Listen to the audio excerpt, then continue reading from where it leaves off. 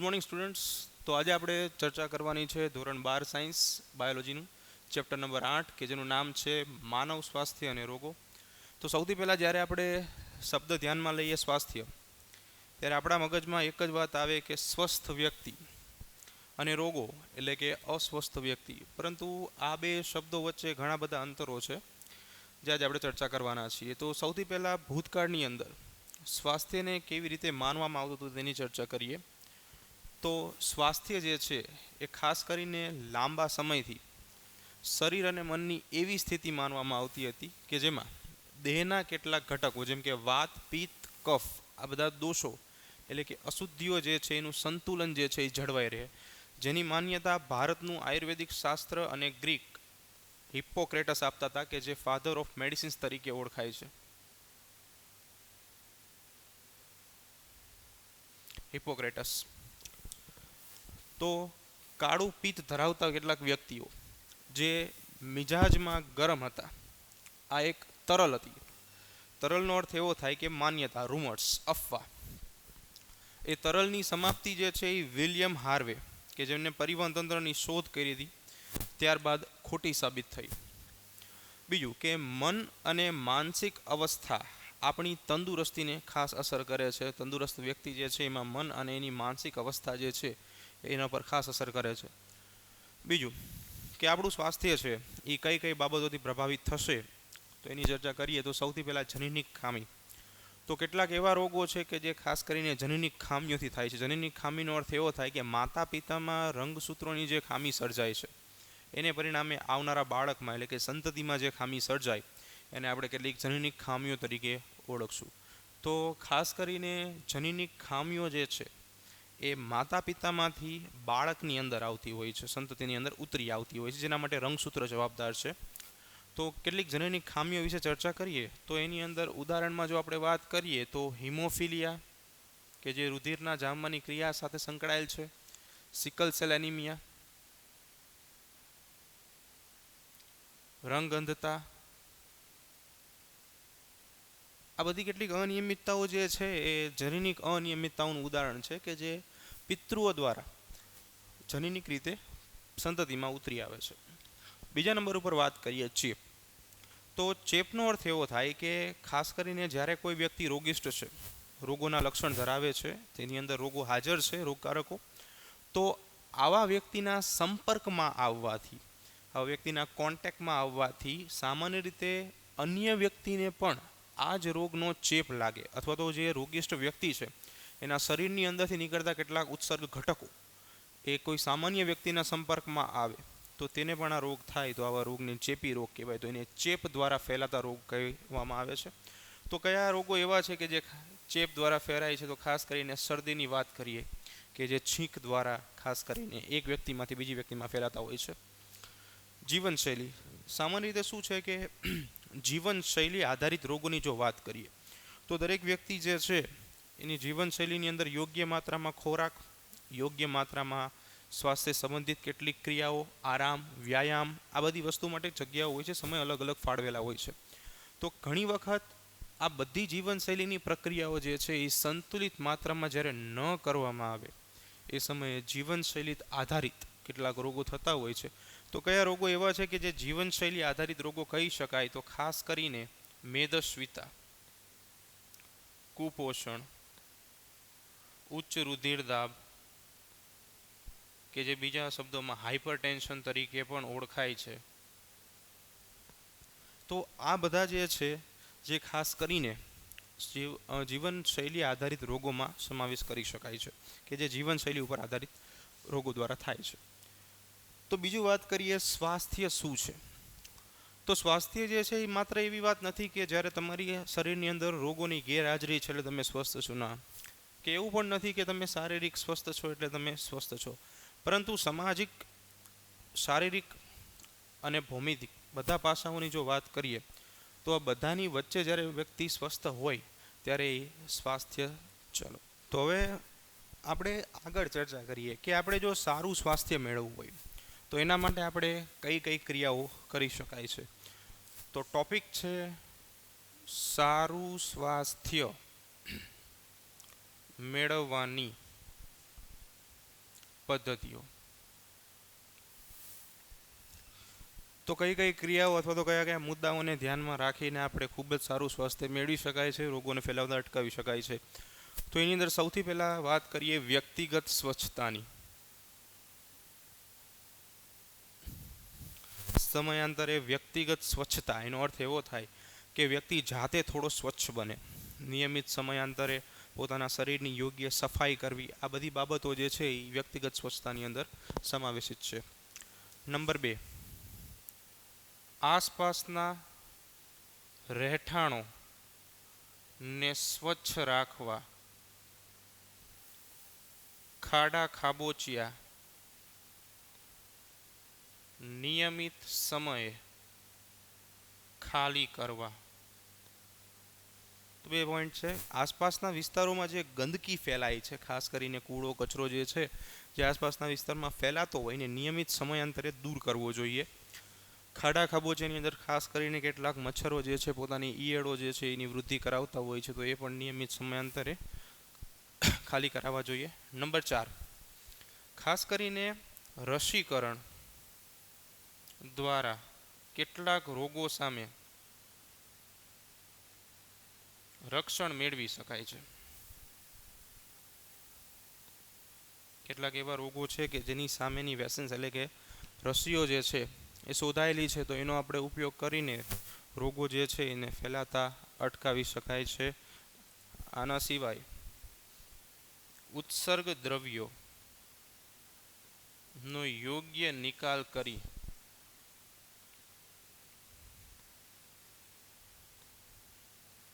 સ્વાસ્થ્ય જાળવી શકાય છે.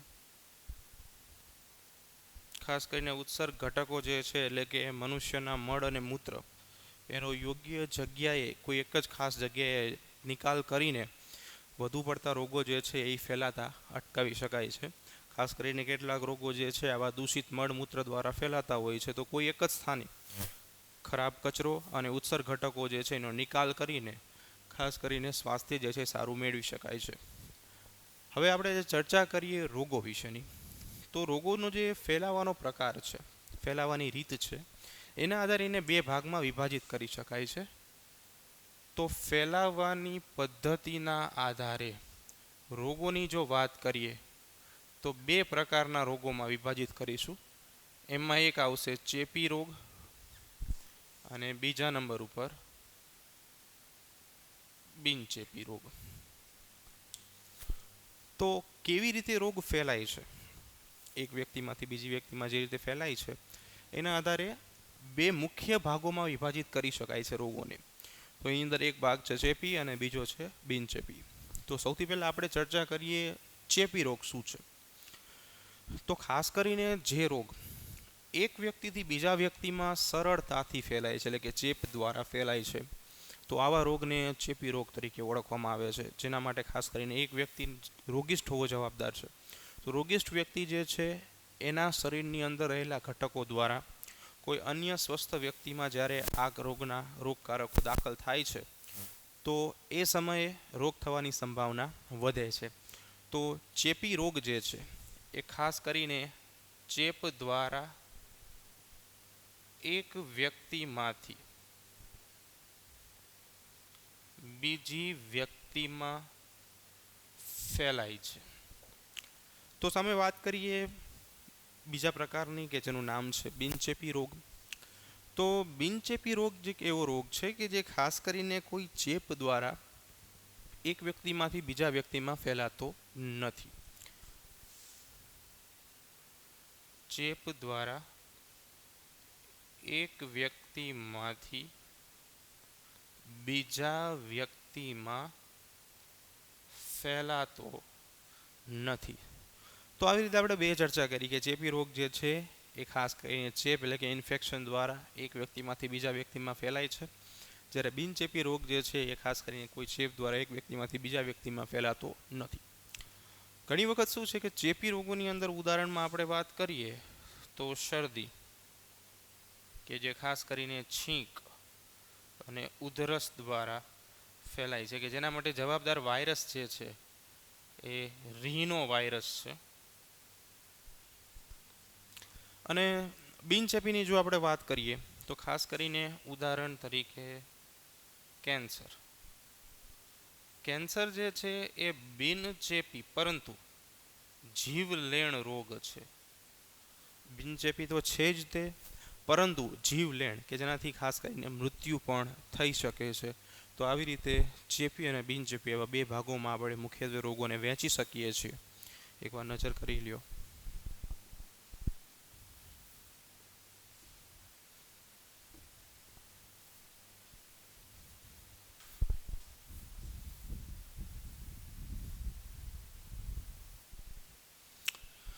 તો વાત કરીએ આગળના ટોપિકની. તો આપણે વાત કરીએ છીએ કે રોગકારકો જે છે રોગ ફેલાવે છે. દરેક રોગો વિશે જોયું, બિનચેપી ચેપી રોગો વિશે જોયું. તો ખાસ કરીને આ રોગ ફેલાવવા માટે કોઈને કોઈ ઘટકો જે છે એ જવાબદાર હોય છે. અને આ જે રોગ થવા માટે જવાબદાર જે ઘટકો છે, જે સૂક્ષ્મ સજીવો છે, એને એક શબ્દોમાં રોગકારકો તરીકે ઓળખવામાં આવે છે. તો ચર્ચા કરીએ રોગકારકોની. સૌથી પહેલાં વાત કરીએ કે રોગકારકો શું છે. તો આપણે આગળ પણ વાત કરીએ એ પ્રમાણે કે રોગ ફેલાવવા માટે જે સૂક્ષ્મ સજીવો જવાબદાર છે, રોગો ફેલાવવા માટે જે સૂક્ષ્મ સજીવો જવાબદાર છે, આવા સજીવોને રોગકારકો તરીકે ઓળખવામાં આવે છે. રોગ માટે જે જવાબદાર છે આ બધા સજીવો રોગકારકો તરીકે ઓળખવામાં આવે છે, જે મોટા ભાગે સૂક્ષ્મ જીવો સ્વરૂપે હોય છે, માઇક્રો ઓર્ગેનિઝમ્સ. તો કયા કયા ઘટકો જે છે એ રોગકારકો તરીકે ઓળખાય છે, એટલે કે પેથોજન્સ. તો ખાસ કરીને બધા સૂક્ષ્મ જીવો અથવા તો સૂક્ષ્મ સજીવો એ રોગકારકોના ખાસ કરીને ઉદાહરણો છે, જેની અંદર આપણે ચર્ચા કરીશું વાયરસ, બેક્ટેરિયા, ફૂગ, પ્રજીવ, કૃમિ. તો આ બધા ઘટકો જે છે જે ખાસ કરીને કેટલાક રોગકારકો તરીકે ઉપયોગી છે. તો વાયરસ દ્વારા થતા જે રોગો છે એની અંદર આપણે વાત કરીએ, કેટલાક ઉદાહરણો દ્વારા પણ આપણે સમજીએ. તો ખાસ કરીને વાયરસ દ્વારા થતા રોગોની વાત કરીએ તો કયા કયા એવા રોગો છે કે જે આપણે વાયરસ દ્વારા થાય છે. તો ખાસ કરીને આપણે જોવાના છે એમાંથી જ વાત કરીએ શરદી, કે જે રીનો વાયરસથી થાય છે. આના સિવાય HIV એઇડ્સ, એક્વાયર્ડ ઇમ્યુનોડેફિશિયન્સી સિન્ડ્રોમ. બીજા નંબર ઉપર આપણે વાત કરીએ કે બેક્ટેરિયા દ્વારા થતા રોગોની ચર્ચા કરીએ કે કયા કયા રોગો જે છે એ બેક્ટેરિયા દ્વારા થઈ શકે છે. તો ખાસ કરીને ટાઇફોઇડ, બરાબર છે, કે જે બેક્ટેરિયા દ્વારા થાય છે. એવી જ રીતે આપણે વાત કરીએ ફૂગ દ્વારા થતા રોગો, ફંગલ ડિસીઝ તરીકે ઓળખાય છે. એની અંદર ખાસ કરીને આપણે ચર્ચા કરશું ધાધર વિશે, રિંગવોર્મ. પ્રજીવ દ્વારા થતા રોગો, એની અંદર આપણે મુખ્યત્વે એક રોગ જોવાનો છે મેલેરિયા, અને એન્ટામીબા દ્વારા થતો મરડો. કૃમિ દ્વારા હાથીપગો રોગ જોશું.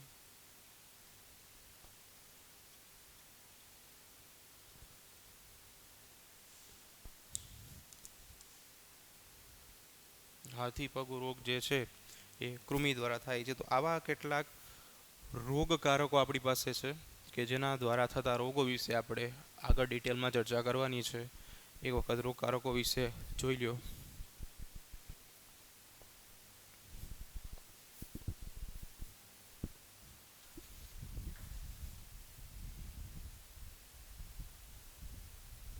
તો હવે આપણે આગળ ચર્ચા કરવાની છે કેટલાક સામાન્ય પ્રકારના રોગોની. કેટલાક સામાન્ય રોગો વિશે આપણે ચર્ચા કરીશું કે જે રોજબરોજમાં ઘણી વખત થતા રોગો છે, જેના વિશે આપણે સામાન્ય માહિતી મેળવશું. તો કેટલાક સામાન્ય રોગો વિશેનો અભ્યાસ કરીએ તો એમાં સૌથી પહેલો રોગ જે છે એ ટાઇફોઇડ. તો ચર્ચા કરીએ ટાઇફોઇડ વિશે. તો ટાઇફોઇડ ફેલાવવા માટે જવાબદાર સૂક્ષ્મ સજીવ કોણ છે? તો સૌથી પહેલો જ પોઈન્ટ આપણે જોઈશું સૂક્ષ્મ સજીવનું નામ. તો સાલ્મોનેલા ટાઇફી.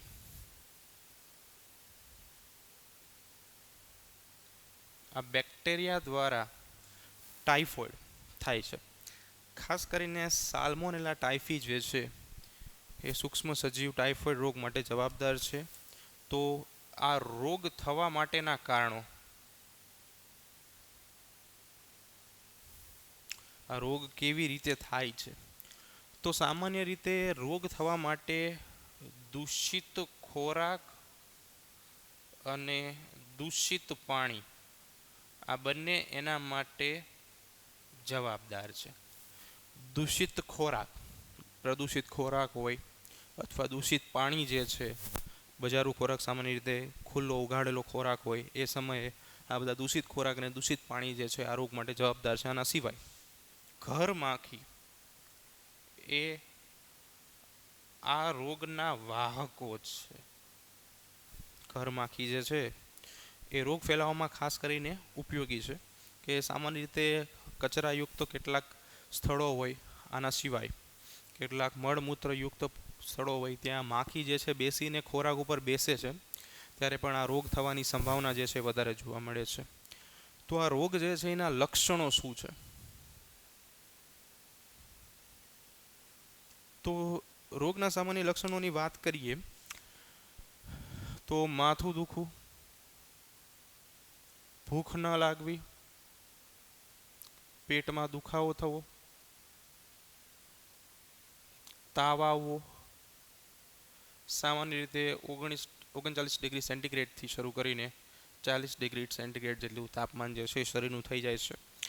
જો આ રોગ જે છે એ તીવ્ર અવસ્થામાં હોય, એટલે કે એક્ટિવ સ્ટેજ થઈ ગયો હોય ખૂબ જ વધુ પ્રમાણમાં, તો એ સમયે તીવ્ર અવસ્થામાં આંતરડામાં રોગકારકો કાણા પાડી દે છે, જે ખાસ કરીને ઘણી વખત મૃત્યુનું પણ કારણ બનતું હોય છે. તો ટાઇફોઇડ જે છે એના નિદાન માટે કસોટીની વાત કરીએ. ખાસ બે શબ્દ જે છે આ ચેપ્ટર માટે અગત્યના છે. એક છે નિદાન અને બીજું છે સારવાર. આમ બંને શબ્દો જે છે ને એની વચ્ચે ખૂબ જ પાતળી એવી ભેદરેખા છે બંનેની વચ્ચે. નિદાન અને સારવાર ઘણી વખત વિદ્યાર્થીઓ જે છે આને ભેગા કરી નાખતા હોય છે. નિદાન શબ્દ જે છે એનો અર્થ એવો થાય કે તમે કોઈ રોગ પ્રત્યે પોઝિટિવ છો કે નેગેટિવ છો. એનો અર્થ એવો થાય કે તમે રોગકારકો ધરાવો છો કે નથી ધરાવતા. જો તમે રોગકારકો ધરાવો છો તો તમે પોઝિટિવ છો, અને જો તમારા શરીરની અંદર રોગકારકોની ગેરહાજરી છે તો તમે નેગેટિવ છો. તો આ જે માહિતી મળે કે તમે કોઈ રોગ પ્રત્યે પોઝિટિવ છો કે નેગેટિવ છો, તો એને નિદાન પદ્ધતિ કહેવાય. તમે રોગ ધરાવો છો કે નથી ધરાવતા. શબ્દ બે છે સારવાર. તો સારવાર શું છે? ઉદાહરણ તરીકે તમે કોઈ રોગના સંપર્કમાં છો, તમારા શરીરની અંદર ઘણા રોગકારકોની હાજરી છે, યુ આર પોઝિટિવ પર્સન. તો એ સમયે કેટલીક એન્ટીબાયોટિક્સ ડૉક્ટરની સારવાર દ્વારા અથવા તો ડૉક્ટર દ્વારા ઉતારવામાં આવેલી કેટલીક દવાઓ એનો ઉપયોગ કરો છો અને તમે રોગકારકોને તમારા શરીરમાંથી દૂર કરી નાખો છો. તો એ સમયે તમે જે પ્રક્રિયા કરેલી છે તો એનો અર્થ એવો થાય સારવાર. તો સૌથી પહેલાં અહીંયા આપણે ચર્ચા કરીશું નિદાન માટેની કસોટીઓ. આ ચેપ્ટરની અંદર આપણે ઘણી બધી કસોટીઓ વિશે અભ્યાસ કરવાનો છે નિદાન માટેની. તો ખાસ યાદ રાખવા જેવી બાબત છે, 1 માર્કના પ્રશ્નોમાં પૂછાઈ શકે છે. તો ટાઇફોઇડના નિદાન માટે વિડાલ કસોટી વાપરવામાં આવે છે. વિડાલ કસોટી ટાઇફોઇડના નિદાન માટે વપરાશે કે તમે ટાઇફોઇડ પોઝિટિવ છો કે નહીં. બીજું, ક્લોરેમ્ફોનિકોલ નામની એન્ટીબાયોટિક, ક્લોરેમ્ફોનિકોલ નામની એન્ટીબાયોટિક જે છે, જે બુકમાં નથી આપેલી, જે ટાઇફોઇડના સારવારમાં ખાસ કરીને ઉપયોગી છે. હવે ટાઇફોઇડની અંદર છેલ્લે એક પોઈન્ટ આપેલો છે મેરીમેલોન અથવા તો ટાઇફોઇડ મેરી. તો શું છે? કે જેમનું સાચું નામ હતું મેરીમેલો. તો આ જે વ્યક્તિ જે છે આ સ્ત્રી સામાન્ય રીતે રસોઈયણ હતા, રસોઈ બનાવવાનું કામ કરતા હતા. પરંતુ ખાસ કરીને એમના જે દૂષિત ખોરાક જે છે એ દૂષિત ખોરાકના કારણે ઘણા લોકો જે છે એ ટાઇફોઇડથી અસરગ્રસ્ત થઈ ગયા. એટલે કે એમને એક વાહક તરીકે કામ કર્યું, પોતે રોગ ફેલાવવાનું કામ કર્યું. એટલા માટે એમનું નામ જે છે એ ટાઇફોઇડ મેરી તરીકે ઓળખવામાં આવે છે. બરાબર છે, એક વખત જોઈ લ્યો. ચલો, તો ટાઇફોઇડનો અભ્યાસ કર્યા બાદ હવે આપણે ચર્ચા કરવાની છે બીજા નંબરના રોગની, કે જેનું નામ છે ન્યુમોનિયા. ટાઇફોઇડનો જે રોગ હતો એ સામાન્ય રીતે અન્નમાર્ગનો રોગ હતો. ન્યુમોનિયાનો જે રોગ છે એ ખાસ કરીને શ્વસન સંબંધિત બીમારી છે. તો ન્યુમોનિયા થવા માટે જવાબદાર સૂક્ષ્મ સજીવની વાત કરીએ સૌથી પહેલાં. તો રોગ થવા માટે જે સૂક્ષ્મ સજીવ જવાબદાર છે તો સ્ટ્રેપ્ટોકોકસ ન્યુમોનિયાઈ,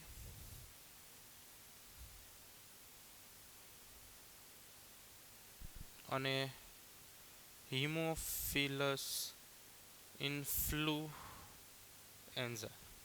આ બંને સૂક્ષ્મ જીવો છે જે રોગ ફેલાવવા માટે જવાબદાર છે. એની અંદર સ્ટ્રેપ્ટોકોકસ ન્યુમોનિયાઈ અને હિમોફિલિસ ઇન્ફ્લુએન્ઝા. એક શબ્દ છે કોકસ, જે આપણે 11મા ધોરણમાં ભણીને આવેલા છીએ, કે ખાસ કરીને બેક્ટેરિયા જે છે એના પ્રકારોની જો વાત કરીએ તો કોક્સ એટલે કે ગોળાકાર પ્રકારના બેક્ટેરિયા થાય. તો અહીંયા આકાર જે છે એ ગોળાકાર છે. તો ન્યુમોનિયા જે છે એ ખાસ કરીને આપણે આગળ પણ ચર્ચા કરીએ એ પ્રમાણે શ્વસન સંબંધિત બીમારી છે, શ્વસન તંત્રને અસર કરશે.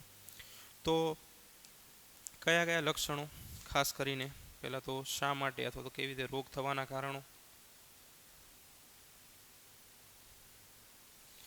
તો ખાસ કરીને ફેફસાની અંદર આવેલા વાયુ કોષ્ઠોમાં પ્રવાહી ભરાઈ જવાથી, ફેફસાની અંદર આવેલ વાયુ કોષ્ઠોમાં પ્રવાહી ભરાઈ જવાથી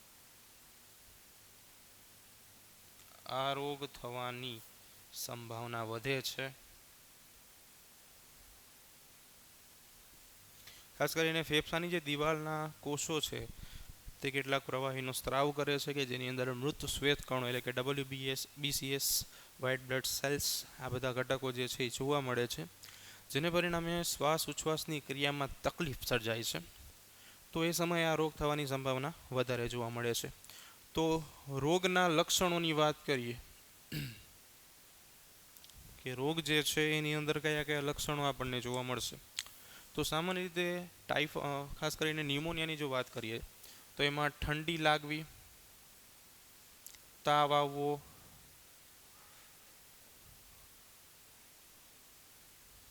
માથું દુખવું, અને ખાસ કરીને જ્યારે ન્યુમોનિયા તીવ્ર અવસ્થામાં હોય તો તીવ્ર અવસ્થાની અંદર ખાસ કરીને હોઠ અને નખ ભૂરા અથવા તો વાદળી રંગના થાય છે, અને શ્વાસ ઉચ્છ્વાસમાં તકલીફ થવી. આવા કેટલાક ન્યુમોનિયા જે છે એના સામાન્ય લક્ષણો છે. તો રોગોનો ફેલાવો કેવી રીતે થાય છે.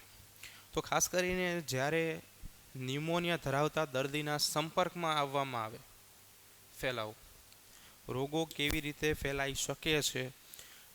તો ખાસ કરીને જ્યારે ન્યુમોનિયા રોગ ધરાવતો વ્યક્તિના સંપર્કમાં કોઈ સામાન્ય વ્યક્તિ આવે તો ન્યુમોનિયા ધરાવતા વ્યક્તિના શરીરમાંથી નીકળેલી છીંકોના બૂંદ, કે જેને આપણે એરોસોલ્સ તરીકે ઓળખીએ છીએ, એકબીજાના સંપર્કમાં આવવાથી કનેક્ટિંગ પ્રોસેસ દ્વારા ફેલાવો થઈ શકે છે. તો ખાસ કરીને ચેપી અથવા તો ન્યુમોનિયાના દર્દીના સંપર્કમાં આવવાથી આ રોગ ફેલાઈ શકે છે. ખાસ કરીને ડૉક્ટરી સારવાર અને એન્ટીબાયોટિક્સ જે છે એનો ઉપયોગ કરવાથી આ રોગ જે છે એના સંપર્કથી બચી શકાય છે. બીજું કે ન્યુમોનિયાનો જે રોગ છે એ ખાસ કરીને વૃદ્ધો, નાના બાળકો અને એડ્સના દર્દીઓ આની અંદર એટલે કે આ 3 વ્યક્તિઓ, વૃદ્ધો, નાના બાળકોને એડ્સના દર્દીઓમાં થવાની સંભાવના જે છે એ સૌથી વધુ માત્રામાં જોવા મળે છે. બરાબર છે, એકવાર નજર કરી લ્યો. ચાલો, તો હવે આપણે ચર્ચા કરવાની છે આપણા ત્રીજા રોગની, કે જે સામાન્ય રોગ શરદી છે. અત્યાર સુધી આપણે જે 2 રોગો જોયા, એટલે કે ટાઇફોઇડ અને ન્યુમોનિયા, તો ટાઇફોઇડ અને ન્યુમોનિયા બંને રોગો જે છે એ ખાસ કરીને બેક્ટેરિયા એટલે કે જીવાણુઓ દ્વારા ફેલાતા રોગો હતા. આના સિવાય ડિફ્થેરિયા જે છે આ પણ જે છે જીવાણુઓ દ્વારા એટલે કે બેક્ટેરિયા દ્વારા ફેલાતા બેક્ટેરિયલ રોગો છે. હવે આપણે ચર્ચા કરવાની છે શરદી. તો શરદી જે છે એ વાયરસ એટલે કે વિષાણુ દ્વારા ફેલાતો રોગ છે. સામાન્ય રીતે શરદીના ફેલાવા માટે જવાબદાર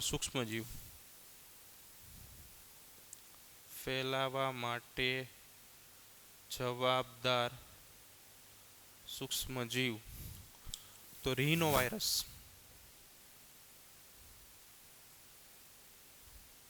આ રિનો વાયરસ જે છે એ ખાસ કરીને શરદીના ફેલાવા માટે જવાબદાર છે. રિનો વાયરસ જે છે એ સામાન્ય શરદી માટે જવાબદાર છે. તો લક્ષણોની વાત કરીએ તો રોગના લક્ષણો જે છે એ કેવા જોવા મળે છે, તો ખાસ કરીને આ રોગ જે છે એ 3 થી 7 દિવસ સુધી જોવા મળે, કારણ કે સૂક્ષ્મજીવ જે છે એની વૃદ્ધિનો સમયગાળો આટલો છે, 3 થી 7 દિવસ. બીજું કે શરદી રોગની અંદર માથું દુખવું, શરીરમાં દુખાવો એટલે કે શરીરમાં કળતર, આના સિવાય નાકમાંથી શ્લેષ્મનો સ્ત્રાવ થવો, તાવ આવવો, આવા કેટલાક સામાન્ય લક્ષણો જે છે એ જોઈ શકાય છે. સાથે સાથે કેટલુંક નાકમાં ચચરાટી અનુભવવી, છીંકો આવવી અને છીંક સ્વરૂપે ખાસ કરીને શ્લેષ્મ બિંદુઓનો સ્ત્રાવ કરવો, એરોસોલ્સ. તો આ કેટલાક જે છે એ રોગના સામાન્ય લક્ષણો છે. તો હવે આપણે ચર્ચા કરીએ કે આ સામાન્ય રોગના લક્ષણોની અંદરથી આ રોગ કેવી રીતે ફેલાઈ શકે છે. તો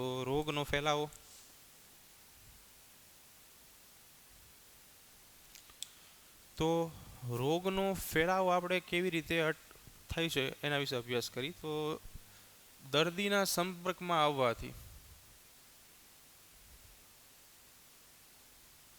બીજા નંબર ઉપર કે દર્દીની કોઈ ચીજ વસ્તુઓ એટલે કે કોઈ દર્દી દ્વારા ઉપયોગમાં લેવામાં આવેલું કીબોર્ડ, માઉસ, એની પેન, આ બધી વસ્તુઓ જે છે, કપ, એનો ઉપયોગ કરવાથી આ રોગ જે છે એ ફેલાવાની સંભાવના જે છે એ વધી જાય છે. ખાસ કરીને છીંક દ્વારા તે એક વ્યક્તિમાંથી બીજી વ્યક્તિમાં જાય છે, એટલે આ જે છે એ જોવા મળે છે ફેલાવાના.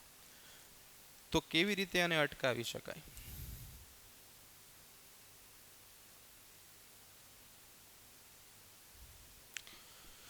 તો સામાન્ય રીતે આવા દર્દીના સંપર્કમાં આવતી વખતે મુખવાટો એટલે કે માસ્કનો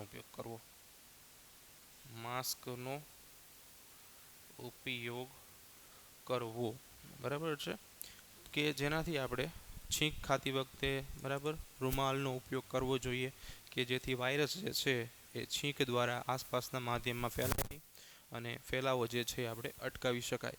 એન્ટીબાયોટિકનો ઉપયોગ કરવાથી પણ ખાસ કરીને ન્યુમોનિયા અને ટાઇફોઇડમાં જે પ્રમાણે રિકવરી મળતી હતી એવી રીતે દવાઓની કેટલીક ઉપયોગિતાથી શરદીમાં પણ રિકવરી મેળવી શકાય છે. જોઈ લો એકવાર.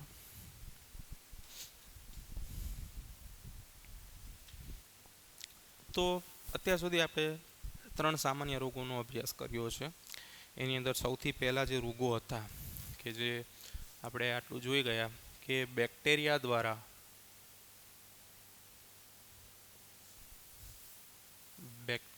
દ્વારા જે રોગો ફેલાય છે, કે જેને આપણે જીવાણુઓ દ્વારા ફેલાતા રોગો તરીકે ઓળખીએ છીએ. તો એની અંદર આપણે ખાસ કરીને ટાઇફોઇડ અને ન્યુમોનિયાનો અભ્યાસ કર્યો. બીજા નંબર ઉપર આપણે વાયરસ એટલે કે વિષાણુ દ્વારા ફેલાતા રોગોનો અભ્યાસ કર્યો કે જેની અંદર માત્ર આપણે શરદીનો અભ્યાસ કર્યો. વાયરસ દ્વારા ફેલાતા રોગો વિષાણુ, બરાબર છે. એની અંદર માત્ર આપણે શરદી એનો અભ્યાસ કર્યો. તો હવે જે આપણે ચર્ચા કરવાની છે એ પ્રજીવ દ્વારા થતા રોગની ચર્ચા કરવાની છે. તો સૌથી પહેલાં આપણે સામાન્ય માહિતી મેળવીએ મેલેરિયા વિશે. તો મેલેરિયા, તો આ જે મેલેરિયા રોગ છે એ થવા માટે જવાબદાર સૂક્ષ્મ સજીવની જો આપણે વાત કરીએ તો એના માટે સૂક્ષ્મ સજીવ જે છે એ પ્લાઝ્મોડિયમ છે.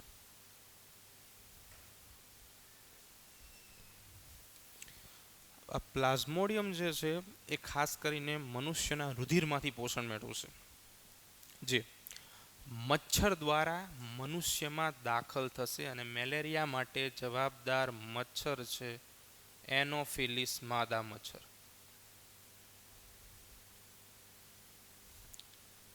આ એનોફિલિસ માદા મચ્છર એ મેલેરિયા રોગ માટે જવાબદાર છે. મેલેરિયા રોગ માટે તો કેવી રીતે મેલેરિયા રોગ થાય છે? તો કે જ્યારે મચ્છર પ્લાઝ્મોડિયમ ધરાવતું માદા એનોફિલિસ મચ્છર મનુષ્યને કરડે એ સમયે તે જે છે એ પ્લાઝ્મોડિયમના ઘટકો જે છે એ પોતાના શરીરની એટલે કે મચ્છર પોતાના શરીરની અંદરથી મનુષ્યના રુધિરમાં ઠાલવે છે અને ત્યારબાદ આખે આખું ચક્ર ચાલશે જે આપણે ડિટેલમાં અભ્યાસ કરીશું અને ત્યારબાદ મનુષ્યને મેલેરિયા થવાનું ક્રિયા શરૂ થાય છે. તો સૌથી પહેલાં વાત કરીએ પ્લાઝ્મોડિયમની, જે પરોપજીવી ઘટક છે. તો પ્લાઝ્મોડિયમના જે છે અકોર્ડિંગ ટુ એનસીઆરટી બુક 3 પ્રકારો છે. એનસીઆરટી બુક મુજબ મુખ્ય 3 પ્રકારો જે છે એ આ મુજબ છે. એમાં પહેલું છે પ્લાઝ્મોડિયમ વાઇવેક્સ, બીજા નંબરનો પ્રકાર છે પ્લાઝ્મોડિયમ ફેલ્સીપેરમ અને ત્રીજા નંબરનો પ્રકાર છે પ્લાઝ્મોડિયમ મલેરી. પરંતુ એનો ચોથો પ્રકાર જે છે ખાસ કરીને ચોથો પ્રકાર છે પ્લાઝ્મોડિયમ ઓવ્યુલ. આ પ્રકાર જે છે એ ખૂબ જ ઓછી માત્રામાં જોવા મળે છે ભારતમાં. ખાસ કરીને પ્લાઝ્મોડિયમ ઓવ્યુલ જે છે આ ભારતમાં જોવા મળતો નથી. ભારતમાં એની ગેરહાજરી છે. એટલે મુખ્યત્વે આપણે 3 પ્રકારો જે છે ખાસ કરીને પ્લાઝ્મોડિયમ વાઇવેક્સ, ફેલ્સીપેરમ અને મલેરી, આ 3 વિશે આપણે અભ્યાસ કરવાનો છે. એની અંદર ખાસ કરીને આપણે જે પ્રમાણે પહેલાં વાત કરી કે મેલેરિયાની અંદર પ્લાઝ્મોડિયમ જે છે એ મુખ્ય જવાબદાર પ્રજીવ છે. એનોફિલિસ માદા મચ્છર દ્વારા જ્યારે પણ મચ્છર જે છે એ મનુષ્યને કરડે ત્યારે ખાસ કરીને આ ક્રિયા થશે. બરાબર છે, નજર કરી લ્યો એક વખત.